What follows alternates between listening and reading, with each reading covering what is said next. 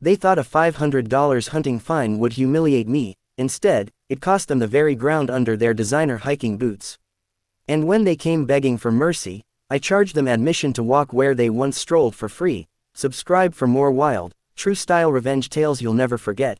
It all started with a deer, a quiet autumn morning, and a stubborn streak in my soul that had been simmering for years thanks to the self-important HOA in our little corner of pine-lined paradise. I had moved here for the peace, the wildlife, and the simple joy of being able to walk outside, breathe in crisp air, and live off the land when the season was right. Hunting had been a tradition in my family for generations, not for trophies, but for sustenance, and my property backed right into hundreds of acres of forest, a perfect spot where the deer roamed free and unbothered. That was until the HOA, with their manicured lawns, their approved fencing styles, and their endless parade of petty rules, decided they were going to protect the neighborhood aesthetic by banning hunting outright within the entire development boundary, which conveniently extended deep into the woods they had no actual ownership of. I ignored them at first. I was on my own land, licensed, within state law, and miles from anyone's house, until the day I heard the crunch of tires on gravel and saw the HOA president, Gary, strutting toward me in his neon vest like some kind of wannabe park ranger.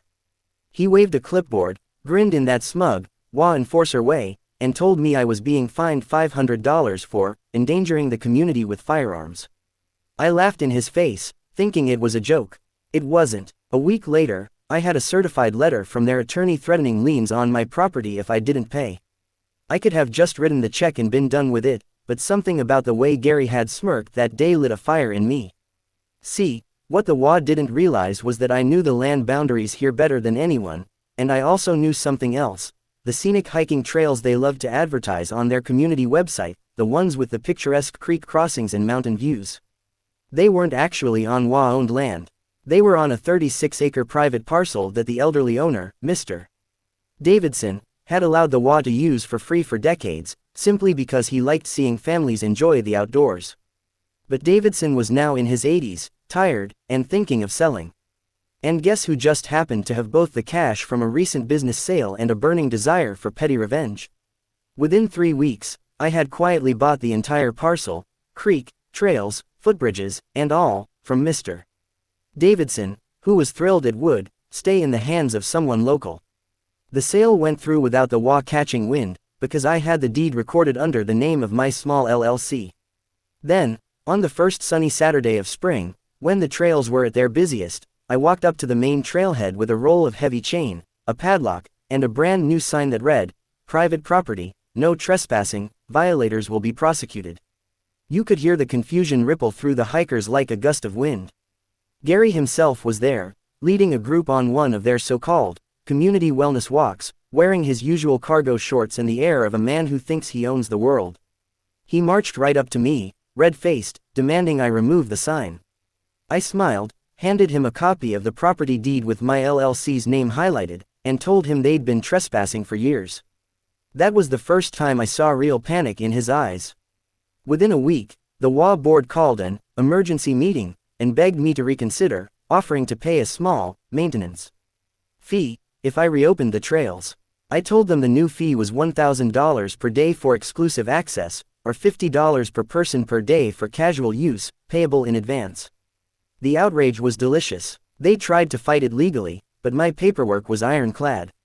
Then they tried to get the county involved, claiming the trails were essential for community health, but the county just shrugged and said it was private land, my rules. Every day the trails stayed closed, the HOA's website and brochures, which featured those trails heavily, became more and more of a joke. Realtors started complaining that property values were dipping because potential buyers didn't like losing the amenity. Oh, and that $500 fine they'd slapped on me. I mailed it back to them in the form of a check for $500 with hiking toll fund written in the memo line. But it didn't stop there. Knowing they were desperate, I decided to sweeten the humiliation. I opened the trails only on certain days, advertised directly to the public outside the HOA, and gave discounted access to residents from the neighboring non-HOA subdivision. Soon, the trails were buzzing with people from all over, except the HOA members, who had to either pay my inflated fee or sit at home and stew. The cherry on top came when a local outdoor gear company approached me about sponsoring the trails, offering to pay for improvements in exchange for branding. I agreed, and within a month, There were bright signs at the entrance reading, "Welcome to Freedom Trails," owned and operated by my name, with no mention of the HOA at all.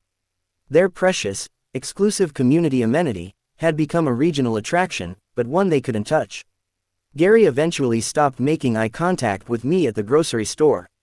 The board cycled through desperate strategies. One month they tried offering to buy the land from me. I quoted them 10 times what I paid. Another month they tried to smear me in the local newsletter, claiming I was profiting from community resources, which backfired when people pointed out that I'd bought and maintained it myself.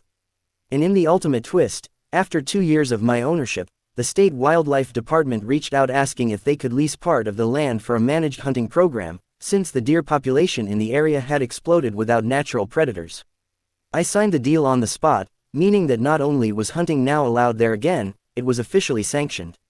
The same HOA that had fined me for hunting now had to watch state-licensed hunters legally carrying rifles down what used to be their trails.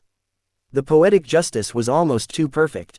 In the end, I made back my purchase price in less than 3 years from fees, sponsorships, and the state lease, and the HOA's reputation never recovered. Sometimes revenge isn't about shouting the loudest, it's about buying the ground your enemies stand on and making them knock before they step on it.